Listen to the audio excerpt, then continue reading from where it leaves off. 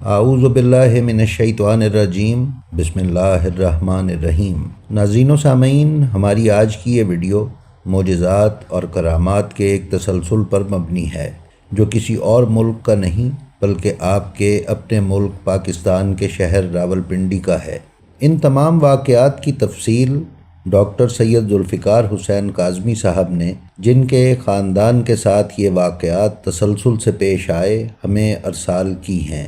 ناظرین، کاظمی صاحب کا شجرہ 42 پشتوں کے بعد امام موسیٰ کاظم علیہ السلام کے بیٹے جناب ہارون بن موسیٰ، جن کو ہارون امامت کہا جاتا ہے، سے جا ملتا ہے۔ وہ بیان کرتے ہیں کہ ان سے تقریباً 4 پشت پہلے، یعنی کاظمی صاحب سے تقریباً 4 پشت پہلے، ان کے پردادا کے والد حاجی امام بخش صاحب کو امام حسین علیہ السلام کی طرف سے 2 تبرکات عطا ہوئے تھے، جو اس وقت کاظمی منزل راولپنڈی کے عزا خانے میں محفوظ ہیں۔ یہ واقعہ کچھ اس طرح ہے کہ 1857 کی جنگ آزادی سے 20-25 سال پہلے ذوالفقار کاظمی صاحب کے پردادا کے والد حاجی سید امام بخش صاحب اور ان کا ایک مومن دوست، جو ریاست پٹیالہ کے محلہ قاضی واڑہ میں رہتے تھے، کھیتوں میں کام کرنے کے لیے گھر سے نکلے۔ کام کاج کے دوران ان دونوں کے دماغ میں یہ خیال پیدا ہوا کہ کیوں نہ کربلا جا کر زیارات کی جائیں۔ ان دونوں نے اپنا یہ خیال ایک دوسرے پر ظاہر کیا، پھر طے یہ پایا کہ ایران، عراق اور شام کی تمام زیارات کے ساتھ ساتھ حج بیت اللہ کی سعادت سے بھی شرف یاب ہوا جائے۔ لہٰذا یہ دونوں دوست بغیر کسی ساز و سامان، صرف اپنے تن پر پہنے ہوئے کپڑوں کے ساتھ پیدل زیارات مقدسہ کے لیے روانہ ہو گئے۔ ناظرین، یہ وہ وقت تھا کہ جب سفر یا تو گھوڑوں یا اونٹوں پر کیا جاتا تھا، یا پھر زیادہ تر لوگ پیدل ہی سفر کیا کرتے تھے۔ دن میں سفر کیا جاتا اور رات کو کسی جگہ قیام کر لیا جاتا۔ اسی طرح ان دونوں دوستوں کو پیدل یہ تمام زیارات کرنے کے یک طرفہ سفر میں تقریباً 3 سال کا عرصہ لگا۔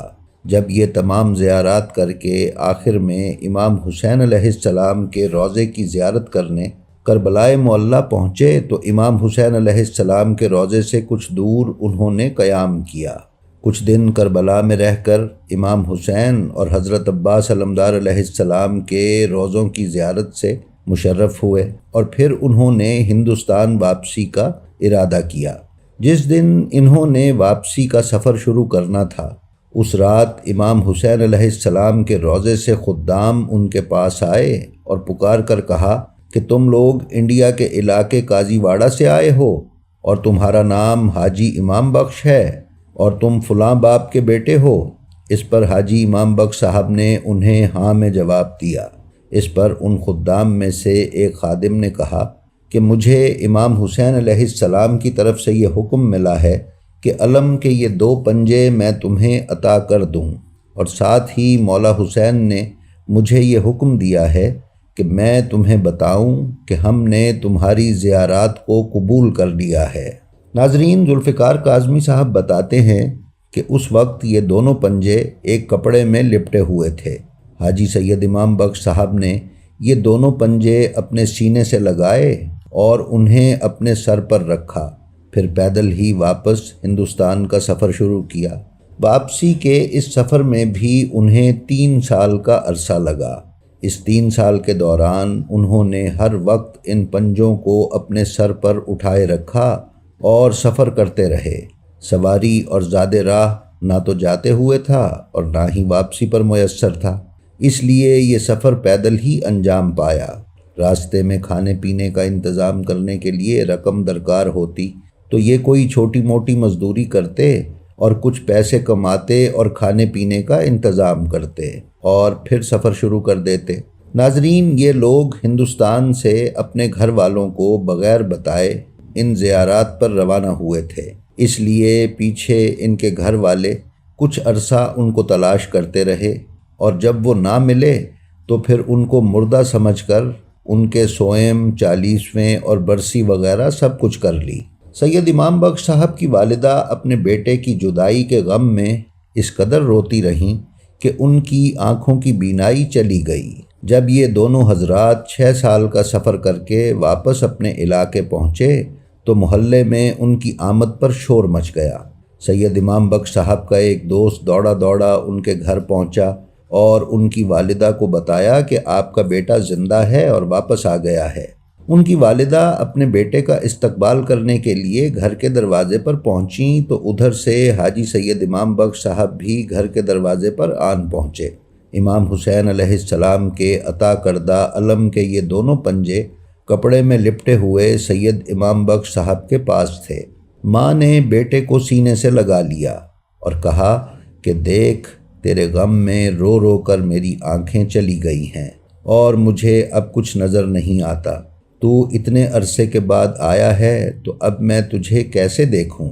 سید امام بخش صاحب نے اپنی والدہ سے کہا کہ اماں آپ پریشان مت ہوں، ابھی آپ کی بینائی واپس آ جائے گی۔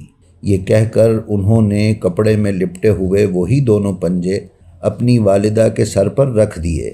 بس امام علیہ السلام کے عطا کردہ ان دونوں پنجوں کا والدہ کے سر پر رکھنا تھا کہ ان کی والدہ کی بینائی نہ صرف واپس آ گئی بلکہ مرتے دم تک ان کی نظر نوجوانوں کی طرح تیز رہی، اور نہ صرف نظر تیز رہی بلکہ انہوں نے طویل زندگی بھی پائی اور 100 سال کی عمر میں دنیا سے رخصت ہوئیں۔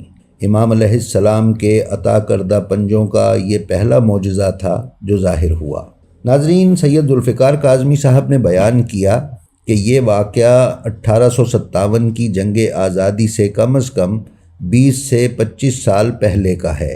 امام کے عطا کردہ ان پنجوں کا دوسرا معجزہ یہ ہے کہ ان پنجوں کے ریاست پٹیالہ میں پہنچنے کے بعد جب پہلا محرم آیا تو اہتمام یہ کیا گیا کہ یہ خاص پنجوں والے دونوں علم 2 گھوڑ سوار اپنے ہاتھوں میں تھامے رکھیں گے، اور اسی طرح گھوڑوں پر رکھے ہوئے علموں کی زیارت لوگ کرتے رہیں گے۔ لہٰذا ان 2 گھوڑے سواروں میں سے ایک سید امام بخش صاحب اور دوسرا کوئی اور ہوتا جو ان علموں کو اٹھائے رکھتے اور لوگ آ کر ان کی زیارت کیا کرتے۔ ایک مرتبہ جب دوران محرم یہ علم برآمد کیے گئے تو جلوس کے روٹ کے مطابق انہیں ایک امام بارگاہ سے دوسری امام بارگاہ تک لے جانا تھا۔ راستے میں ایک 500 سالہ قدیم برگد کا درخت آتا تھا جس کا تنا 30 فٹ چوڑا تھا اور اس کی شاخوں کی چھتری اس قدر پھیلی ہوئی تھی کہ اس نے پوری سڑک کو گھیرا ہوا تھا۔ جلوس چلتے چلتے جب اس درخت تک پہنچا تو تیز ہوا چلنے سے علم کا پنجہ اس درخت سے ٹکرایا۔ اس پنجے کا درخت کی شاخوں سے ٹکرانا تھا کہ درخت کی شاخیں اور اس کا تنا جس نے سڑک میں رکاوٹ ڈال رکھی تھی اس طرح کٹ کر پرے جا گرا کہ جیسے کسی نے اسے آرے سے کاٹ دیا ہو۔ ساری سڑک کی رکاوٹ دور ہو گئی اور جلوس کا راستہ صاف ہو گیا۔ ناظرین، آج کے دور میں تو ہر شہر میں مخیر حضرات نے شبیہ ذوالجناح ذاتی طور پر پالے ہوئے ہیں۔ البتہ جس دور کا ہم ذکر کر رہے ہیں وہ غربت کا دور تھا اور خاص لوگ ہی گھوڑے اور اپنی سواریاں رکھا کرتے تھے۔ لہٰذا جن گھوڑوں پر سوار ہو کر یہ علم اٹھائے جاتے تھے اور جلوس میں شرکت کی جاتی تھی وہ گھوڑے کرائے پر لے لیے جاتے اور حاجی امام بخش صاحب جلوس ختم ہونے کے بعد ان کا کرایہ ادا کر دیا کرتے۔ ان پنجوں کا تیسرا معجزہ یہ ہے کہ 1 سال گھوڑوں کا کرایہ ادا کرنے کے لیے سید امام بخش صاحب کے پاس پیسے نہیں تھے۔ وہ گھوڑوں کے مالک کے پاس گئے اور اسے مدعا بیان کیا کہ ہمیں اس طرح علم برآمد کرنے کے لیے گھوڑے درکار ہیں، لیکن ہمارے پاس کرائے کے پیسے نہیں ہیں۔ اس پر گھوڑوں کے مالک نے اپنے گھوڑے انہیں دینے سے انکار کر دیا۔ اسی رات وہ ایک شدید تکلیف میں مبتلا ہو گیا اور پھر اسے خواب میں پتہ نہیں کیا نظر آیا کہ اگلی ہی صبح وہ دوڑتا ہوا اور اپنے کپڑے پھاڑتا ہوا سید امام بخش صاحب کے پاس آیا اور کہا کہ یہ دونوں گھوڑے میں آپ کو پوری عمر کے لیے اپنی طرف سے عطا کرتا ہوں، بس مجھ سے جو غلطی ہوئی تھی وہ معاف کر دیں۔ آج سے یہ گھوڑے آپ کے ہیں، بس آپ میرے لیے دعا کریں۔ ناظرین، چوتھا معجزہ جو ان پنجوں کا ظاہر ہوا وہ یہ ہے کہ سید امام بخش صاحب نے ایک کچے گھر میں ایک جگہ پر بڑی عقیدت کے ساتھ یہ پنجے نصب کیے ہوئے تھے۔ ایک رات ایک چور اس گھر میں داخل ہوا اور گھر کا سامان اور یہ پنجے ایک گٹھری میں سمیٹے۔ جب گھر سے نکلنا چاہا تو اسے معلوم ہوا کہ اس کی آنکھوں کی بینائی چلی گئی ہے۔